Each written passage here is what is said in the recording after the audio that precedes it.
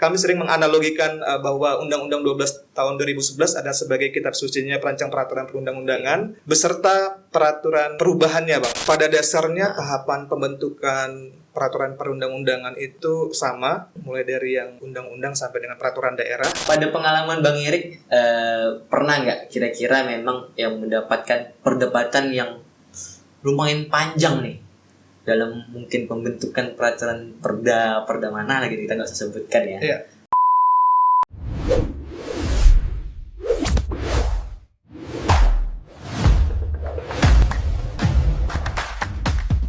Halo Sobat Pengayoman, selamat datang di Sembang Hukum. Wow, apa tuh? Kembali lagi sama saya Awan di sini di Sembang Hukum. Pada materi-materi sebelumnya kita banyak sudah membahas terkait kerjaan-kerjaan yang ada di Kementerian Hukum. Salah satunya yaitu adalah perancangan peraturan perundang-undangan. Di mana sebelumnya kita udah membahas apa itu perancangan, bagaimana kinerjanya. Nah, hari ini Sobat Pengayoman, kita akan mengulas lebih dalam lagi, lebih menjurus lagi terkait tentang perancangan peraturan perundang-undangan. Apakah yang akan kita bahas? Yang pertama tentunya yaitu asas-asas dalam pembentukan peraturan perundang-undangan. Aturan yang baik tidak lahir begitu saja. Ini rahasianya. Nah, Sobat Pengayoman, tentu saja seperti biasanya saya tidak hadir sendiri di sini untuk menjelaskan semua terkait apa isi materi kita. Tentu saja kita sudah mengundang tamu spesial kita kali ini yang tentunya ada sangkut paut dan ahlinya pada materi yang akan kita sampaikan kali ini. Nah, Sobat Pengayoman, telah hadir di samping kita. Saya kenalkan terlebih dahulu yaitu Bang Erik Junata ya Bang ya. Ya. Bener. Nah Bang, mungkin boleh sekilas nih Bang pengenalan kepada Sobat Pengayoman dari abangnya nih, dari Bang Erik gimana Bang? Baik, terima kasih Bang Awan. Ini kalau saya dibilang sebagai ahli ini saya langsung jiper nih Bang sebenarnya. Karena belum sampai ke posisi itu Bang. Siap. Baik, Assalamualaikum warahmatullahi wabarakatuh. Waalaikumsalam. Selamat pagi dan salam sejahtera untuk kita semua. Apa kabar Sobat Pengayoman? Mudah-mudahan dalam kondisi keadaan sehat walafiat, tidak kurang suatu apapun. Perkenalkan, nama saya Erik Junata S. Saat ini saya bertugas di kantor wilayah Kementerian Hukum Kepulauan Riau sebagai perancang peraturan perundang-undangan. Mungkin demikian Bang Awan yang dapat saya sampaikan untuk perkenalan singkat kali ini. Oke, terima kasih Bang Erik Junata. Ini lebih enaknya manggilnya gimana nih? Kan saya pasti dari abang, saya yakin nih pandangan saya abang cocok nih. Nah, abang Erik ke, abang Junata ke, atau abang S nih apa juga nih kan gitu. Kan tadi abang sebut Erik Junata S. Mungkin Sobat Pengayoman pengen kenal lebih jauh. Siap. S nih apa, panggilan abang apa gitu. Siap. Oke, Bang Awan boleh panggil saya Erik ya. Erik. Walaupun di kantor wilayah ini ada 2 Erik ya. Ada 2 Erik ya? Oh iya. Mungkin teman-teman memanggil nama lain saya tuh Erjun gitu kan, Erjun, tapi siap. saya mungkin lebih prefer untuk dipanggil Erik kalau ya. dalam situasi yang seperti ini ya gitu, dalam Siap. suasana yang formal. Kemudian kalau untuk S itu memang singkatan dari marga, Oh, marga. karena memang aslinya saya orang Batak, Oke. Sipayung gitu. Oh, Sipayung. Iya, betul. Nggak tahu kenapa dulu orang tua saya menyingkat S, sementara kalau adik-adik saya itu semuanya dipanjangkan, disebutkan gitu ya? Sipayungnya. Nah, kalau saya sendiri nih yang disingkat menjadi S nih. Tapi saya alhamdulillah terselamatkan nih Bang Awan, karena waktu kecil kan yang namanya kenakalan anak-anak masa kecil gitu ya. Karena Sipayung itu kan sesuatu hal yang kalau menjadi nama itu sesuatu hal yang unik ya, yang lucu gitu. Bener. Nah, mungkin orang tua saya khawatir kalau saya nanti dibully sama teman-teman gitu. Iya. Makanya sudah S-nya disingkat saja. Disingkat aja ya. Wah, gitu ya Sobat Pengayoman. Sesuai dengan namanya, nama marganya Sipayung. Payung menggambarkan yang namanya payung hukum. Ada landasan peraturan perundang-undangan semua ya di sana. Nah, cocok sekali nih memang materi kita kali ini. Kita pasangkan dengan Bang Erik. Tentunya Bang Erik Sipayung ya. Baik Bang Erik, sebelum kita masuk lebih jauh nih Bang terkait tentang asas-asas dalam pembentukan peraturan perundang-undangan, mungkin boleh Bang terangkan terlebih dahulu lah sebenarnya apa sih yang dimaksud dengan ataupun nge-review ulang lagi nih pembentukan peraturan perundang-undangan tuh.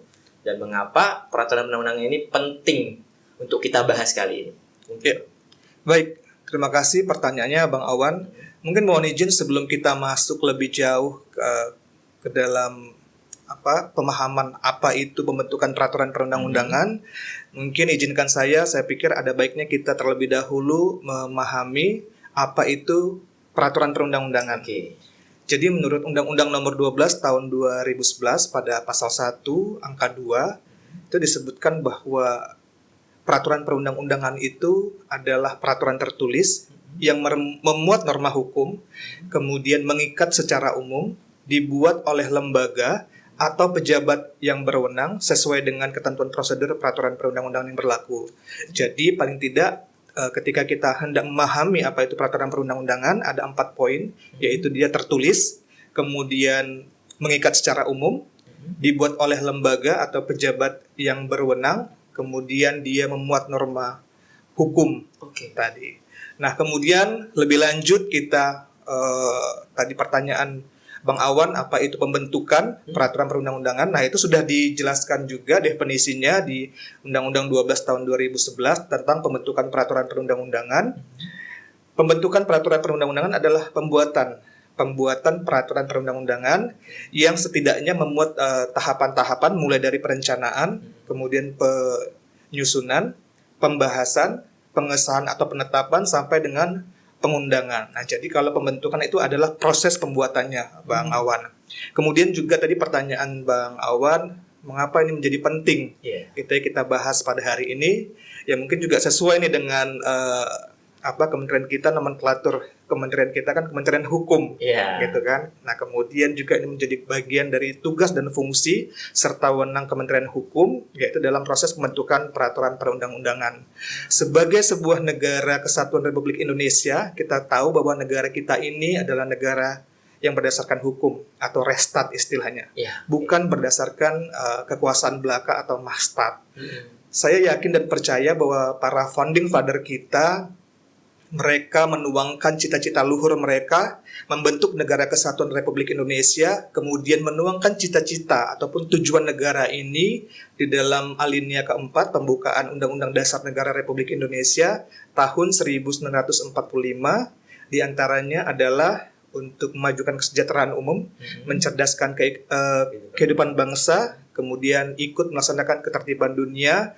Nah, itu salah satu adalah beberapa tujuan negara, dan kesemuanya itu dapat dicapai jika kehidupan berbangsa dan bernegara ini semuanya berlandaskan kepada hukum, karena kita sudah memilih sistem bernegara kita adalah sebagai negara hukum. Mungkin demikian, Bang Awan.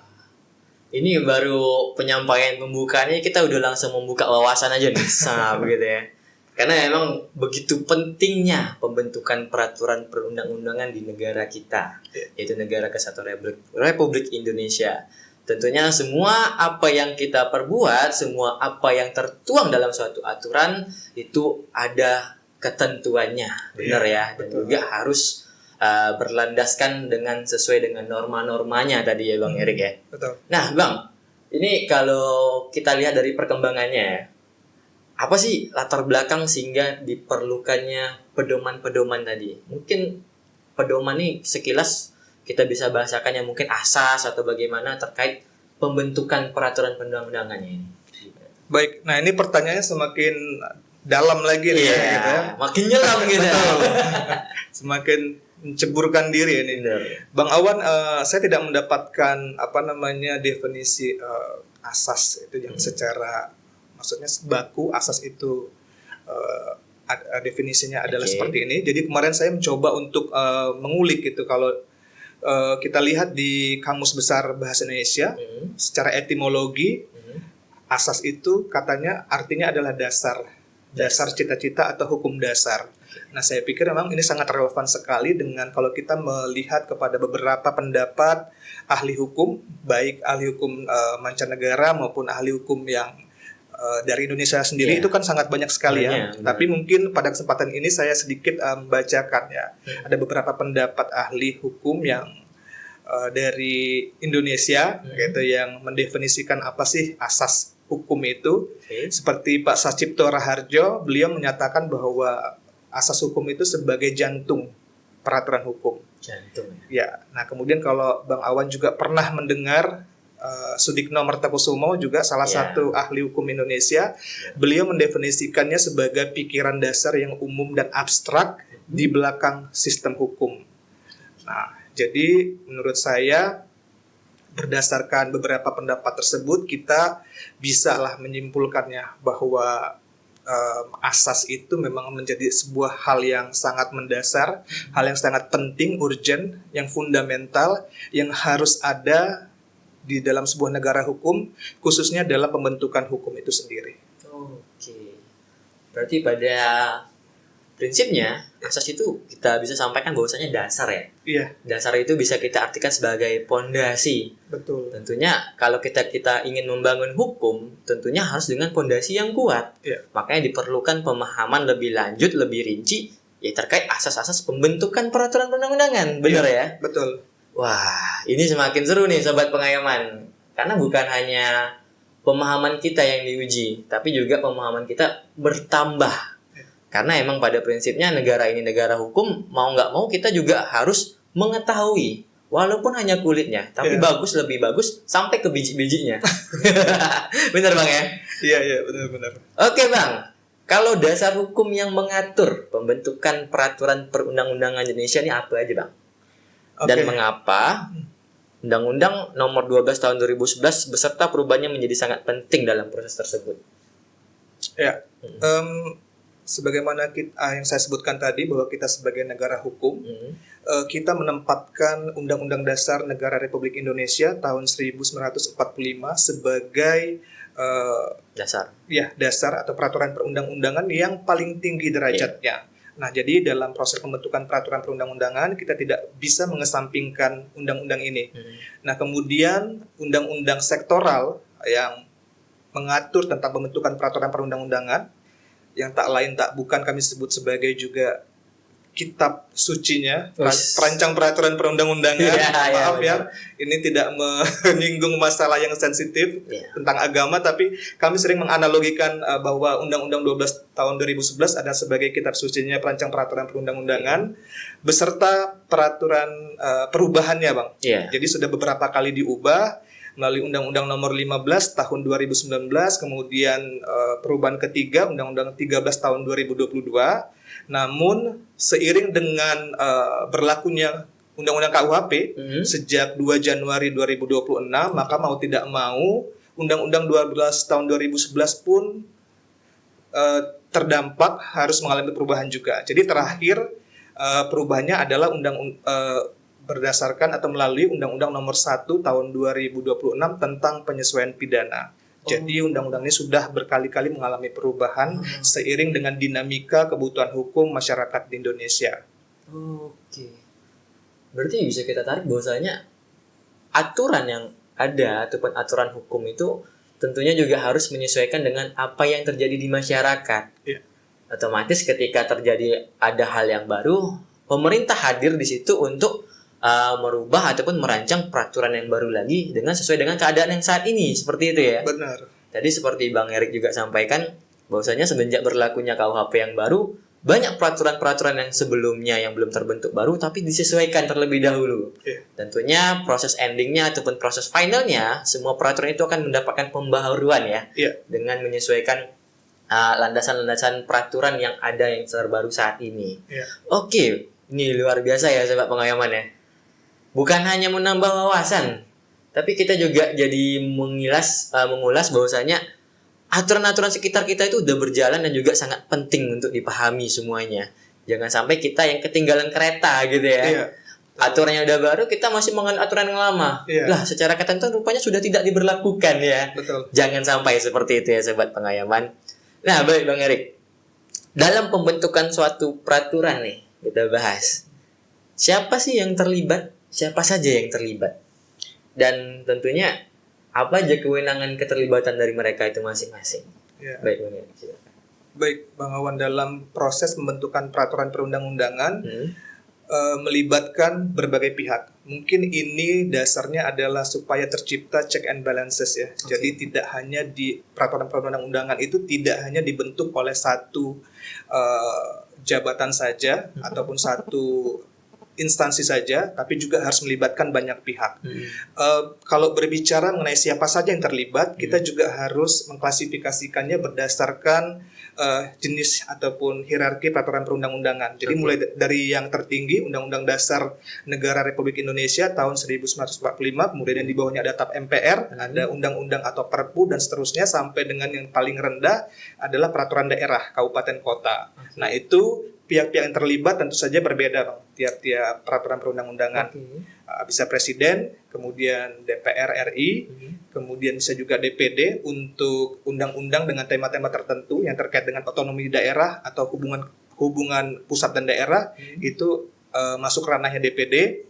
Kemudian juga untuk di tingkat daerah, kepala daerah mulai dari gubernur, bupati dan wali kota, kemudian DPRD provinsi, kabupaten kota, kemudian juga masyarakat, Bang, jangan kita lewatkan, jangan kita abaikan, kesampingkan, dan tentu saja menurut saya adalah perancang peraturan perundang-undangan, karena memang sejatinya perancang peraturan perundang-undangan itu mempunyai kewajiban untuk terlibat dalam setiap tahapan pembentukan peraturan perundang-undangan. Masyarakat juga terlibat berarti ya? Betul. Nah, mungkin boleh Bang Erik, tadi kan sampai di ulasan terakhir itu ada istilahnya tahapan pembentukan. Nah, ini kira-kira ini tahapan pembentukan kita ambil yang dari segi paling bawah terlebih dahulu. Peraturan daerah. Itu tahapan pembentukannya gimana sih? Ya, pada dasarnya tahapan pembentukan peraturan perundang-undangan itu kalau untuk tahapan ya, itu sama. Mulai dari yang undang-undang sampai dengan peraturan daerah, namun mungkin karena kita konteksnya di daerah, kita persempit gitu ya, bahwanya menjadi peraturan daerah. Itu dimulai dari tahap perencanaan, kemudian tahap penyusunan, kemudian pembahasan, kemudian penetapan atau pengesahan, dan pengundangan. Itu di semua tahapan itu apakah perancang peraturan perundang-undangan turut terlibat? Amanahnya seperti itu. Amanahnya seperti itu ya. Amanahnya kita memang harus terlibat dalam setiap tahapan. Ya, tapi kalau kita bicara implementasinya, realitanya mungkin sedikit berbeda nih, Bang Awan. Oh iya. Nah, sobat pengayoman, yang namanya amanah itu ya jalanin, dijalankan. Jangan sampai ya nggak amanah jadinya gitu ya. Baik Bang Erik, terima kasih nih. Mungkin untuk mengisi tenaga kembali sebelum kita menyelami lagi lah terkait asas-asas peraturan perundang-undangan, alangkah baiknya kita isi tenaga terlebih dahulu. Kebetulan Sembang Hukum ini banyak sponsornya. Oh gitu. Ada dari Toke A, Toke B, Toke C, Toke D, semuanya sponsor yang masuk ke sini. Ya mungkin boleh kakak-kakak berotot yang akan mengantarkannya ya Bang Erik ya. Iya. Wah, layak saya nih. Sorry, Apra ya. Nah, ini Bang Erik silakan, ini hidangan khas Melayu yang kita hadirkan. Luti begendang. Ini kalau makan ini perut langsung teng. Insya Allah keluar langsung bokernya. Ya monggo Pak Erik, kita nikmatin terlebih dahulu.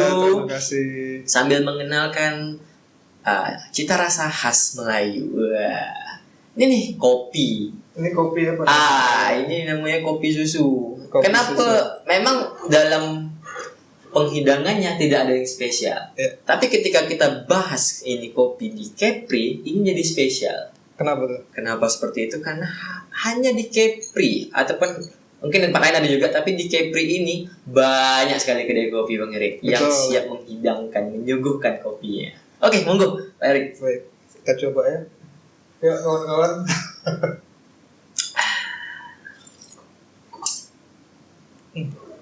Mantap ya? Mantap. Kalau udah banyak kedai kopi di daerah, tak mungkin tak mantap kopinya. Karena kan persaingan usahanya gitu kan. Betul. Karena dibilang juga Tanjung Pinang itu kota dengan 1.000 kedai kopi. Kita sebutnya sampai 1.000. Kita hitung lebih 1.000. Betul. Baik, Bang Erik. Kita tadi udah memahami terkait pengertian dasar pembentukan peraturan perundang-undangan dan juga tahapannya ya. Ini kita membahas spesifik lebih khususnya lagi dengan judul kita. Ini terkait asas-asas dalam pembentukan peraturan perundang-undangan. Nah, kira-kira Bang Erik, kalau kita bicara tadi asas yaitu dasar, apa aja nih dalam pembentukan peraturan perundang-undangan? Ya. Baik, ini kita naik level lagi ya Bang Awan ya. Iya nih, kita loncat-loncat tuh kayaknya ya, Bang. Kalau tadi secara umum kita mengenal ada beberapa pendapat ya para ahli yang mendefinisikan apa itu asas hukum. Maka kalau ini kita lebih spesifik asas terkait dengan pembentukan peraturan perundang-undangan. Nah, mengenai asas pembentukan peraturan perundang-undangan ini itu sudah termaktub ya secara eksplisit di dalam Undang-Undang Nomor 12 Tahun 2011 tentang pembentukan peraturan perundang-undangan di pasal 6 atau 6, mohon koreksi kalau saya keliru. Itu disebutkan ada asas kejelasan tujuan, asas kelembagaan atau pejabat pembentuk yang tepat, asas kesesuaian antara jenis, hierarki dan materi muatan, kemudian asas dapat dilaksanakan, asas kedayagunaan dan kehasilgunaan, kemudian asas kejelasan rumusan, dan yang terakhir asas keterbukaan. Ada 7 setidaknya, Bang Awan. Setidaknya ada 7 ya? Kalau asas keterbukaan itu pasti, karena kita selalu mendengar keterbukaan informasi publik, ya tentunya kita sebagai bagian pemerintah di sini, apa-apa itu yang kita kerjakan memang harus terbuka. Jangan sampai ada ditutup-tutup demi kepentingan semata, itu nggak akan terjadi ya Bang Erik ya? Setuju. Nah Bang, kalau bicara tadi terkait asas, apakah tadi itu ada 7 ya? Iya. Kira-kira asas itu, semua asas itu digunakan dalam pembentukan suatu peraturan perundang-undangan? Iya, baik Bang Awan, memang asas-asas ini kalau kita melihat di pasal 5 Undang-Undang Nomor 12 Tahun 2011, dia dirumuskan dalam bentuk tabulasi. Nah, itu secara akumulatif. Nah, kalau saya menafsirkan, interpretasikan ini maknanya bahwa dalam setiap proses pembentukan peraturan perundang-undangan, asas-asas ini harus digunakan semua tanpa mengesampingkan asas yang lainnya. Kita tidak bisa misalnya hanya menggunakan 1 atau 2 saja atau hanya 5 saja, tapi keseluruhan asas ini hendaklah memang kita jadikan pedoman dalam berkesinambungan berarti. Betul. Ya. Oh, gitu. Tapi dalam prakteknya Bang, kalau kita ulas kembali peraturan-peraturan yang udah terbentuk nih, itu bagaimana supaya kita mengetahui, oh ini asas-asasnya udah tergunakan loh. Ya kita nggak bisa kesampingkan mungkin sampai terjadinya ada putusan gugatan ke MK, tentunya mungkin ada yang tidak terpenuhi nih dari asas-asasnya. Nah, secara mungkin ringkasnya lah kita bisa tahu bahwasanya suatu peraturan ini, oh ini asasnya nggak terpenuhi loh, ini nggak terpenuhi loh. Itu bagaimana nih tips and triknya nih? Kita cari tahu dalam-dalamnya nih. Iya, terus terang kami sebagai perancang peraturan perundang-undangan juga ini mungkin dosa ya, dosa yang harus kita perbaiki gitu ya, bahwa memang seringkali kita miss lah ya, tidak menjadikan asas-asas ini sebagai suatu pedoman yang substantif. Seringkali kita menjadikan hanya sebagai landasan yang normatif saja. Dia selalu ada, khususnya dalam perda. Bahkan beberapa mazhab teman-teman perancang itu ada yang berpendapat bahwa untuk level peraturan daerah kita tidak perlu mencantumkan asas gitu, karena itu sudah terakomodir dalam peraturan perundang-undangan yang lebih tinggi. Namun sebagian menganggap bahwa penting gitu kita mencantumkan asas, paling tidak itu sebagai pengingat kita, reminder kita bahwa di tingkat daerah ini kita juga harus mengacu berpedoman kepada asas-asas tadi sebagai dasar tadi kan. Benar. Nah, jadi memang dalam tahapan proses pengharmonisasian kita saat ini juga diamanahkan ya, selain oleh Undang-Undang 12 tahun 2011 tentang pembentukan peraturan perundang-undangan, yang terbaru itu ada Peraturan Menteri Hukum nomor 40 tahun 2025, mohon maaf kalau saya keliru, tentang tata cara pengharmonisasian perda dan perkada. Nah, di situ kita diamanahkan oleh peraturan menteri tadi oleh Menteri Hukum seperti itu, bahwa dalam setiap pengharmonisasian kita harus mengelaborasi analisis kita terhadap asas-asas. Nah, termasuklah asas pembentukan peraturan perundang-undangan dan asas-asas lainnya yang diperlukan dan yang sekiranya terkait. Berarti ini bisa menjadi kita katakan bahwasanya defensif kita supaya lambat laun ke depan itu nggak terjadi lagi gugatan ke MK ya. Betul. Karena emang dalam prosesnya udah ada lagi penguatan aturan yang mengharuskan perancang itu mengevaluasi kembali apakah ini sesuai dengan asas-asas tadi atau belum gitu ya. Itu ada berarti dalam proses tahapan pembentukan ya sekarang ya. Ada. Oh, menarik ini sih. Ya moga-moga dalam hal ini ke depannya nggak ada lagi peraturan yang mungkin bisa kita katakan multitafsir atau apa ya. Kita tentunya sebagai masyarakat pengguna ataupun pelaksana aturan-aturan tersebut tidak menginginkan terjadinya multitafsir yang tentunya merugikan. Seperti itu ya Bang ya? Iya. Oke, selanjutnya Bang. Ada nggak sih cara kita ngukur suatu peraturan ini bisa diterapkan di lapangan sebenarnya? Ataupun mungkin yang tidak bertentangan. Ada nggak cara pengukurannya gitu? Oke, mungkin ini keterkaitannya dengan salah satu asas pembentukan peraturan perundang-undangan. Mungkin asas harus memenuhi asas dapat dilaksanakan. Seperti itu ya. Tentu kita ingin semua peraturan perundang-undangan yang dibentuk itu dapat dilaksanakan, Bang Awan. Jangan sampai suatu katakanlah perda yang kita buat itu menjadi sia-sia karena Bang Awan tahu sendiri proses pembentukan peraturan perundang-undangan termasuklah perda itu memakan proses waktu yang panjang bahkan yang menguras energi juga para pembentuk peraturan perundang-undangan, kemudian juga menghabiskan anggaran yang tidak sedikit. Jadi saya pikir itu wajib ya, makanya sebuah peraturan perundang-undangan itu sia-sia gitu kalau tidak dapat dilaksanakan. Nah kemudian sejauh mana sebuah peraturan perundang-undangan ini, perda misalnya, berhasil diimplementasikan di tengah-tengah masyarakat.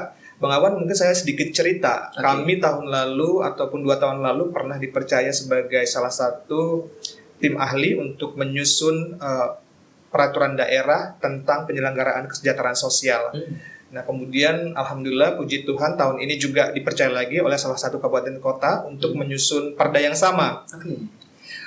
Kalau kita mau mengukur sebenarnya terkait dengan penyelenggaraan kesejahteraan sosial misalnya, ini bisa diukur gitu ya, ketika dia sudah diundangkan kemudian diimplementasikan, setahun 2 tahun kemudian kita lihat bagaimana penyelenggaraan kesejahteraan sosial di satu kabupaten kota itu berhasil atau tidak. Kita lihat, kita ukur tingkat kemiskinan di kabupaten kota tersebut setelah diimplementasikannya peraturan daerah seperti apa, meningkat atau naik. Kemudian kalau terkait lagi bicara tentang kesejahteraan sosial, tentunya ada beberapa objek Bang yang disebut juga dengan PPKS ya. Itu adalah pemerlu pelayanan kesejahteraan sosial. Itu ada 26 item kategori yang diklasifikasikan sebagai PPKS, termasuklah masyarakat miskin, fakir miskin, anak telantar, lansia, ODGJ, kemudian juga migran yang bermasalah dan seterusnya. Ini kan semuanya bisa kita hitung, bisa kita ukur naik atau turun. Nah kemudian kita juga bisa mengukur indeks pembangunan manusia di kabupaten atau kota tersebut, naik apa turun. Kalau semakin naik berarti implementasi peraturan daerahnya berjalan dengan baik. Nah kalau semakin turun misalnya tingkat pendidikan semakin turun, nah berarti bisa kita katakan bahwa implementasi belum berjalan secara efektif. Sebenarnya bisa kita ukur dan kita ketahui seperti itu. Berarti pada prinsipnya masyarakat juga harus melek ya sama peraturan yang sudah diundangkan. Betul. Karena salah satu materi muatannya masyarakat itu juga bisa mengukur keberhasilan peraturan tersebut. Iya. Tentunya Bang Erik dan juga teman-teman dalam pembentukan sudah coba memaksimalkan dengan daya pikir dan juga daya data yang ada pada saat itu, tapi kalau terkait hasil tentunya pasca itu baru bisa dilangsungkan gitu ya. Nah, sobat pengayoman, ini pentingnya kita sebagai masyarakat mengenal, mengetahui dan juga menjabarkan mungkin ya terkait segala peraturan perundangan yang ada di Indonesia ini, khususnya mungkin perda-perda yang ada di Kepri Bang ya. Supaya kita juga mengetahui kesuksesan dari Perda itu bagaimana berjalannya? Apakah memang udah sesuai atau belum? Nah, mungkin kalau belum nanti bisa kita coba perbarui, mungkin mekanismenya ada di pemerintah daerah yang mengundangkannya. Iya. Itu nanti bisa diajukan. Nah, itu pentingnya kita melek hukum tentunya Bang Erik ya.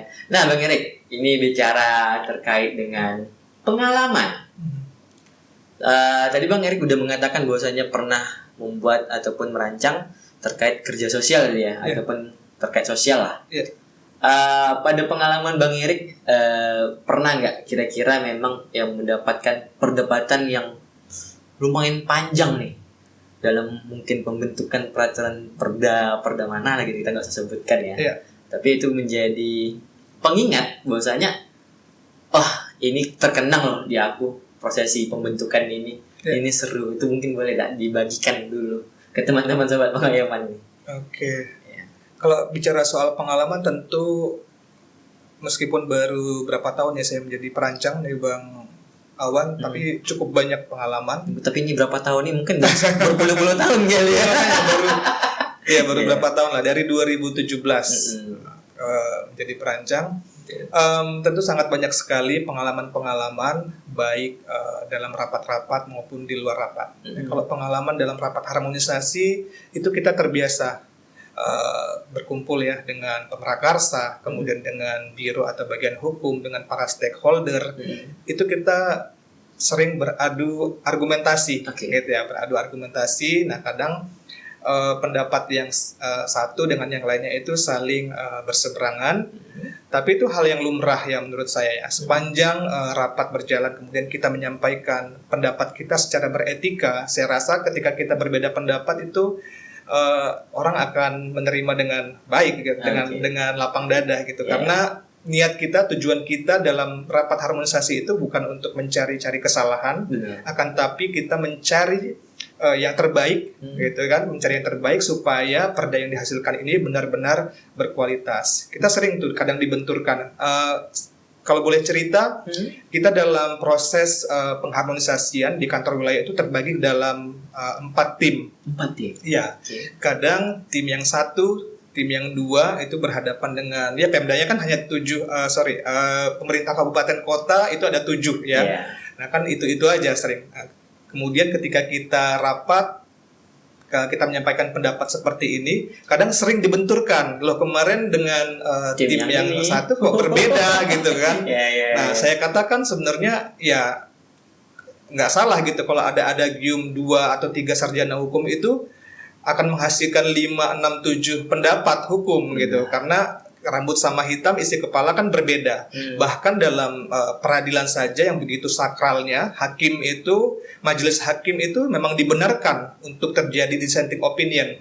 Antara hakim yang satu dengan hakim yang lainnya itu berbeda pandangan, itu hal yang lumrah dan bahkan dituangkan bahwa si A berbeda pandangannya dengan si B. Nah itu sama halnya juga dengan kita, antara perancang yang A, perancang yang B, tentu mereka punya pandangan, tafsiran, interpretasi masing-masing ya, berdasarkan keilmuan, berdasarkan pengalaman, latar belakang dan seterusnya. Nah, saya bilang itu hal yang lumrah saja. Kami sebagai perancang peraturan di Kanwil memberikan advice yang terbaik, tidak ada niat apapun. Silahkan untuk mengambil keputusan itu kami serahkan kepada pemrakarsa. Mana yang terbaik, yang dirasakan paling cocok, paling sesuai dengan kebutuhan hukum di daerah tersebut, ya silahkan diambil. Nah sementara kalau perbedaan pandangan itu hal yang biasa. Nah kemudian Bang Awan, terkait dengan pengalaman itu kalau di dalam ruang rapat ya, kalau di lapangan kita sebagai tim penyusun kadang dilibatkan dalam penyusunan peraturan daerah. Balik lagi tadi terkait dengan penyusunan perda kesejahteraan sosial, kita diberi kesempatan untuk terjun ke lapangan, menemui para lansia, penyandang disabilitas, kemudian kita ke rumah penampungan, ke panti-panti rehabilitasi. Nah itu kita mendapatkan sebuah pengalaman yang baru, semakin membuka cakrawala berpikir kita bahwa apa yang kita buat ini, penyusunan peraturan daerah tentang penyelenggaraan kesejahteraan sosial ini adalah kebutuhan masyarakat loh. Banyak sekali yang menantikan output dari pekerjaan kita ini berupa perda yang nantinya akan bisa diimplementasikan, membantu atau menolong warga masyarakat yang membutuhkan. Nah, kami semakin terbuka pemikiran kami sehingga kami semakin semangat lagi untuk mengerjakan penyusunan pembentukan peraturan daerah ini dengan semaksimal mungkin. Mungkin itu, Bang Awan, pengalaman kami. Pengalamannya ke lapangan ya. Iya. Jadi langsung ngebayangin aja tuh. Ini peraturan daerah yang sedang disusun, jangan sampai lepas asas-asasnya tadi, dasar-dasarnya tadi. Karena udah secara praktikal udah ngelihat ini loh yang sedang diatur. Begini loh suasananya, kondisinya. Itu sungguh pengalaman yang mendalam sih Bang. Betul. Kalau dapat saya sampaikan. Karena dari saya yang mendengar aja pengalaman yang seperti itu udah dapat feel-nya juga, rasanya juga. Jangan sampai dong kalau yang udah seperti ini kita sampai lupa terkait asas-asas peraturan undang-undangannya. Itu pentingnya asas tadi Bang ya. Iya. Oke Bang Erik, luar biasa. Selain dari penyampaian tadi kita sudah dapat mendalamin sekali terkait peraturan perundangan, asas-asasnya. Tentunya kita dari Sobat Pengayoman juga telah memberikan sesi pertanyaan nih kepada seluruh followers kita di Kemenkum Kepri. Iya. Ada beberapa pertanyaan yang sudah kita pilih dari ratusan pertanyaan memang yang nanya. Udah banyak sih Bang. Luar biasa antusias masyarakat kita terkait tentang peraturan perundangan ini. Iya. Jadi ada beberapa pertanyaan yang sudah kita tarik. Mungkin teman-teman bisa sampaikan. Nah, ini pertanyaan pertama nih Bang. Dari @zafira270713. Dia tanya, asas itu apa? Mungkin tadi secara eksplisit kita udah jelasin ya asas itu apa. Mungkin boleh Abang jabarin lagi asas itu apa. Dan mungkin bisalah sebutin salah satu, mungkin asas hukum kayak ataupun asas peraturan perundang-undangan gitu. Iya, baik. Ini sedikit mengulang tadi Bang ya, sudah kita sempat bahas tadi mungkin sedikit. Kita tidak menemukan maksudnya definisi asas yang baku itu seperti apa. Namun kalau kita merujuk kepada KBBI, asas itu tadi adalah dasar ya, landasan atau fondasi lah. Jadi kita bisa mengasosiasikan bahwa ya asas itu sangat penting, sangat urgent keberadaannya dalam sistem hukum, dalam sistem hukum kita. Mengutip tadi Sacipto Raharjo mengatakan bahwa asas itu adalah jantung peraturan hukum. Kemudian Sudikno Mertokusumo mengatakan bahwa asas itu adalah pikiran dasar yang bersifat umum dan abstrak yang melatar belakangi sistem hukum. Nah, kemudian kalau kita, makanya saya bilang topik asas ini sebenarnya topik yang berat karena materi asas hukum ini kalau kita dulu duduk di bangku perkuliahan Fakultas Hukum itu ada di awal-awal semester 1 ya kan. Kalau kita dulu dapat materi mata kuliah pengantar hukum Indonesia, kemudian pengantar ilmu hukum. Nah, itu adanya di situ. Dan yang mengajar itu pasti profesor-profesor besar. Nah, kenapa kok mereka yang langsung turun gunung nih ya, ahli-ahli ini? Karena memang asas ini harus menjadi suatu aspek yang sangat fundamental tadi. Nah, harus benar-benar diintegrasikan kepada seluruh mahasiswa supaya melekat nih. Nah, ketika kita sudah memahami asas hukum dengan baik, ya, mudah-mudahan ketika kita mempelajari materi-materi hukum lainnya kita sudah punya fondasi yang kuat, gitu kan? Apapun gitu kan, mau kena angin badai dari mana pun, kena hantam, kokoh gitu ya. Tetap kokoh. Kita punya fondasi asas hukumnya ini loh, gitu kan? Kembali kepada laptop kalau kata. Nah, kemudian mungkin salah satu asas yang paling kita kenal, mungkin Bang Awan juga sering dengar gitu ya. Asas lex specialis derogat legi generali. Kemudian ada asas yang lex superior derogat legi inferiori. Nah, jadi di mana hukum yang lebih tinggi itu mengesampingkan hukum yang lebih rendah. Kemudian hukum yang mengatur secara lebih spesifik, lebih khusus itu mengesampingkan hukum yang mengatur secara umum. Nah, itu beberapa asas hukum yang kita kenal secara umum ya. Dari sekian banyaknya asas-asas hukum. Banyak ya. Benar. Mungkin itu Bang Awan. Oke Bang Erik, luar biasa. Mungkin ada lagi pertanyaannya teman-teman? operator ataupun yang di belakang layar gitu.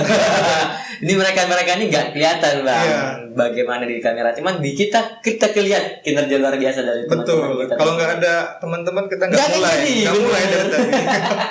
Oke, selanjutnya nih bang dari Parulian Emprai. Oke, mengapa masyarakat jarang terlibat dalam perumusan peraturan daerah?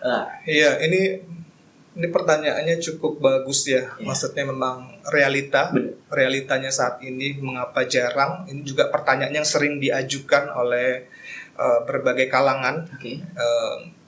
Dan memang ini sudah pertanyaan-pertanyaan ini sudah dijawab kalau kita melihat Undang-Undang Nomor 13 Tahun 2022 tentang perubahan ketiga Undang-Undang 12 Tahun 2011 itu salah satunya Bang Awan adalah untuk keterlibatan masyarakat. Ya, semakin menegaskan perlunya keterlibatan masyarakat atau meaningful participation. Jadi masyarakat itu dalam proses pembentukan peraturan perundang-undangan punya hak untuk didengar apa pertanyaannya, apa aspirasinya. Kemudian punya hak untuk menyampaikan apapun pertanyaan karena mereka ada stakeholder, karena mereka nanti yang akan berhadapan dengan peraturan, gitu, yang akan terkena dampak atau implikasi dari implementasi sebuah peraturan. Nah, kemudian mereka juga punya hak untuk diberikan penjelasan, bukan hanya sekadar bertanya, bukan hanya sekadar dipertimbangkan, tapi berhak untuk diberikan penjelasan atas apa yang mereka pertanyakan. Nah, itulah Undang-Undang 13 2022 mengakomodir ini karena melihat bahwa pentingnya masyarakat terlibat. Gitu. Karena dengan keterlibatan masyarakat dalam setiap tahapan loh Bang Awan, bukan hanya tahapan pembahasan saja, tapi mulai dari perencanaan sampai dengan pengundangan. Undang-Undang 13 tahun 2022 mengamanahkan keterlibatan masyarakat. Nah, jadi saya sangat mengharapkan masyarakat Indonesia siapapun ya, seluruh lapisan masyarakat, bukan hanya praktisi hukum, bukan hanya kita-kita yang bekerja di bidang hukum ataupun mahasiswa hukum, tapi seluruh lapisan masyarakat, ayo bukalah cakrawala kita tentang hukum, karena hukum itu mengatur diri kita. Nah, saya sangat berharap sekali dengan keterlibatan masyarakat ini, masyarakat justru bisa menjadi agen-agen pengawas, agen-agen yang mengawasi proses pembentukan peraturan perundang-undangan yang menuju kepada terwujudnya good governance. Ya, jadi mereka ini posisinya sangat penting sekali ya. Masyarakat jarang dilibatkan itu memang sebuah kenyataan. Gitu. Bahkan mohon maaf gitu, saya harus ungkapkan ini juga sebuah koreksi bagi kita gitu, bahwa dalam pembahasan pengharmonisasian pun sudah saatnya juga kita perlu mempertimbangkan keterlibatan masyarakat. Jadi kalau selama ini yang kita undang itu pemrakarsa, kemudian bagian hukum, biro hukum, kemudian dinas terkait, staf ahli gitu kan, ataupun CFT lainnya, tapi masyarakat ini masih terus terang loh, masih belum kita akomodir. Mungkin ini menjadi momentum buat kita bersama bahwa ya kita haruslah mendengarkan, melibatkan masyarakat dalam setiap tahapan dan lebih intens lagi. Luar biasa. Sobat Pengayoman dengar bahwasanya peraturan kita sudah membahas dan juga mengatur terkait meaningful participation, itu pun partisipasi masyarakat. Tapi balik lagi, masyarakatnya juga harus lebih proaktif tentunya, melibatkan diri, turut andil dalam setiap mungkin ada undangan yang sudah disebarkan pada masyarakat. Ini gunanya untuk apa? Untuk peraturan kita sendiri juga tentunya. Tentunya yang terkait dengan partisipasi masyarakat ini merujuknya pada Undang-Undang Dasar yang terkait hak-hak warga negara. Salah satunya mungkin kebebasan berpendapat ataupun juga yang menjadi kewajiban-kewajibannya, semua mendasarkan dari situ. Oke, apakah ada pertanyaan lagi nih kira-kira teman-teman? Ada lagi. Ada lagi bang. Aduh, ini kok apa ini? Ini @hr_maivi. Wah, dia bertanya nih. Bagaimana penerapan asas kejelasan tujuan dalam penyusunan peraturan daerah agar tidak hanya memenuhi kebutuhan administratif, tapi juga menjawab permasalahan nyata di masyarakat? Ini pertanyaan yang berat. Sampai ke inti materi kita ini. Ini bukan pertanyaan nggak tahu, tapi kok kayak pertanyaan menguji nih ya. Iya. Baik, mungkin sedikit menjawab ya. Asas kejelasan tujuan tadi kan merupakan salah satu asas pembentukan peraturan perundang-undangan. Itu. Jadi dalam pembentukan katakan sebuah peraturan daerah tentu harus disejalankan dengan sebuah kajian, penelitian ilmiah yang kita kenal dengan nama naskah akademik. Khususnya pada bab 4 itu ada kita menguraikan landasan filosofis, landasan sosiologis dan landasan yuridis. Nah, disinilah saripatinya nanti apa yang menjadi uraian dalam bab 4 akan kita jadikan kita ambil konklusinya, kita summary-kan dan kemudian kita tuangkan dalam draft rancangan peraturan daerah itu pada considerance menimbang. Nah, jadi considerance menimbang itu bukan sekedar bagian pembuka dari sebuah peraturan perundang-undangan, tapi itu adalah menjadi roh sebuah peraturan perundang-undang. Kenapa sebuah perda ini perlu diatur? Itu harusnya dijawab di awal, Bang. Di awal, di considerance, di bagian pembuka gitu. Ketika kita membuka sebuah peraturan daerah, nah itu di awal itu kita sudah tahu, oh dasarnya ini, landasannya ini, tujuannya ini. Nanti kita masuk kepada bab 1 biasanya ataupun bab 2, bab awal itu kita juga menuangkan maksud dibentuknya peraturan daerah ini apa, tujuan dibentuknya peraturan daerah ini apa. Nah, seperti itu dituangkan.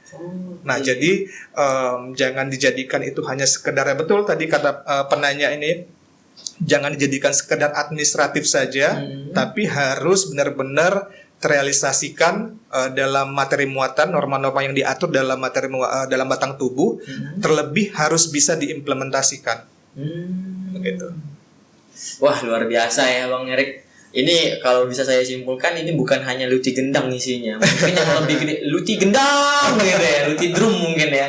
Karena emang apa yang kita bahas saat ini dampaknya memang secara nyata. Yang namanya regulasi, peraturan, kita semua inilah penjalannya ataupun yang penegaknya, kan gitu tentunya. Menjalani aturan, yang merasakan aturan-aturan itu kita semua masyarakat. Tentunya kita dari segi masyarakat harus memahami ataupun setidaknya mengetahui semua peraturan-peraturan yang ada, bahkan peraturan-peraturan yang sedang dibuat, diusulkan, dirancangkan, itu kita harus mulai aktif melibatkan diri dan juga berpartisipasi tentunya, supaya apa? Ke depan peraturan-peraturan perundang-undangan yang terbentuk, yang terundangkan itu tidak ada yang merugikan masyarakat. Baik Bang Erik, terima kasih tentunya. Sama-sama. Tentunya sobat-sobat pengayoman di sini mendapatkan pengetahuan dan juga penambahan wawasan yang sangat luar biasa. Baik sobat pengayoman, kalau sobat-sobat pada suka dengan podcast ini, bolehlah tekan like dan subscribe. Dan bagikan juga lah ke kawan-kawan, sobat-sobat pengayoman, baik dari Sabang sampai Merauke, semuanya di-share. Karena memang materi muatan terkait asas-asas peraturan perundangan ini harus diketahui oleh seluruh unsur dan lapisan masyarakat. Dan tentunya kalau sobat pengayoman punya masukan, saran atau ingin membahas topik-topik tertentu di Sembang Hukum, boleh nih isi link. Ada nanti linknya. Mungkin bisa muncul di sini atau mungkin ada di judul dari apa yang akan kita upload saat ini. Tentunya sudah kita sediakan formnya. Di situ kita butuh juga masukan dan saran dari sobat-sobat pengayoman terkait apakah ada yang kurang ataupun ada ide-ide inovasi. Tentunya kita berharap Sembang Hukum ini ke depannya menjadi makin lebih baik, makin menarik dan makin bermanfaat ya. Amin. Baik, sobat pengayoman, nantikan Sembang Hukum selanjutnya di Sembang Hukum. Apa tuh?